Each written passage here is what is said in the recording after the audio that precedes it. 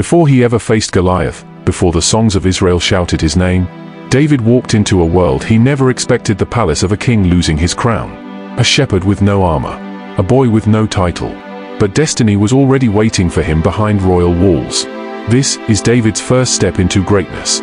The palace of King Saul was a place of power, but also a place of fear. Saul, once a bold and chosen leader, was now tormented. His heart was restless. His spirit was troubled. The presence of God, once strong upon him, had faded.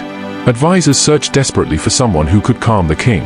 Someone gifted, someone anointed, someone whose presence carried peace. And somewhere in the fields outside Bethlehem, there was such a person. But no one knew his name. Not yet. Saul's servants spoke of music, of how a skilled musician could soothe the king's heart. One servant stepped forward and said, "I have seen a son of Jesse, a brave young man, a skilled musician, and the Lord is with him." Imagine David's surprise. He was just a shepherd, just a boy who played songs to God while watching sheep. He never wrote music to impress a king. He wrote it because his soul needed it. But now, that quiet gift, the gift no one valued, was about to open the door to a palace. Messengers arrived at Jesse's home. "The king calls for your son." No explanation, no warning, no time to prepare. Jesse quickly gathered bread, wine, and a young goat as a gift for the king. David, still smelling of sheep and pasture, held his harp and stepped onto the road. He wasn't dressed like a royal musician.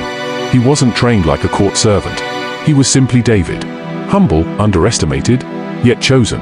He walked toward the palace, with no idea that his footsteps were echoing into history. When David entered Saul's chambers, the air was heavy. The king sat troubled, restless, consumed by inner storms. But when David began to play, something shifted. The atmosphere changed. Saul's spirit grew calm. The darkness lifted. Peace returned. Music that was born in lonely fields now filled royal halls. The same songs David wrote under the stars became songs that healed a king. Saul was so moved that he made David one of his armor-bearers, a position of honor and trust. The shepherd boy was no longer hidden. His gift had made room for him. But David's journey was only beginning. He still returned home at times, tending sheep when needed, serving the king when summoned. Two worlds, two responsibilities, one destiny. He was being prepared in ways he could not see. His music shaped his spirit. His service shaped his humility. His presence in the palace shaped his understanding of leadership. God was positioning him in the very place where his future battles would be fought, where a giant waited, where a throne awaited. The palace was not the fulfillment of David's calling. It was the preparation for it. David's story teaches us something powerful. Sometimes God opens doors you never expected, using gifts you didn't even know were important. The palace was not David's dream, but it was part of his destiny.